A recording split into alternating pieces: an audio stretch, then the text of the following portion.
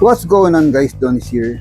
Pag-usapan lang natin kung saan ba ipipwesto sa gilid ng drawers ang mga side mount drawer slides. Technically, kahit saan mo ito ilagay, bubukas pa din ang mga drawers.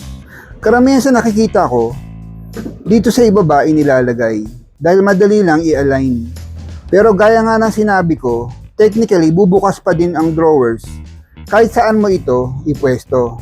Pero ideally, kung sasamahan natin ito ng science, specifically physics, pinakamaganda ipwesto ang mga side mount drawer slides ay kung saan nakatapat ang magiging handle ng drawers.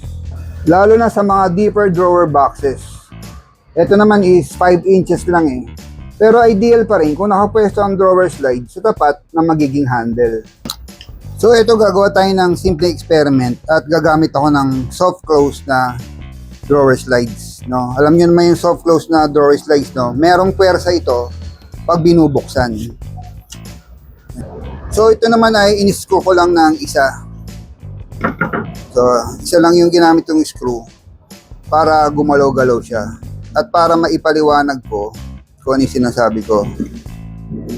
So for example, ito yung nagre-represent sa drawer box at ito yung mga handles niya nasa iba-ibang pwesto. So kung halimbawa nandito, katulad nito, nasa gitna yung ating drawer slides. Nasa gitna siya ng drawer box. Pag hinila ko to dito sa baba, bago siya bumukas, tumabingi na, no? Pero bumukas pa rin. Pero kung makikita nyo, nag-transfer yung force niya. No, bumalik ko to bago bumukas. No? Ganon din dito pag sa taas ko binuksan. No? Ayan, di ba tumabingi na siya bago bumukas. Pero pag dito na natin sa gitna hinila, kung nasaan yung drawer slides, no, hindi na siya tumabingi, no? Yung paghila ng force niya, diretso na dito sa drawer guide. Hindi na nag-transfer dito sa ating drawer box. Hindi katulad dito, no? Yung force niya nag-transfer muna bago bumukas, no? Bago napunta dito. So, ganun din, no? Halimbawa, lipat ko lang to.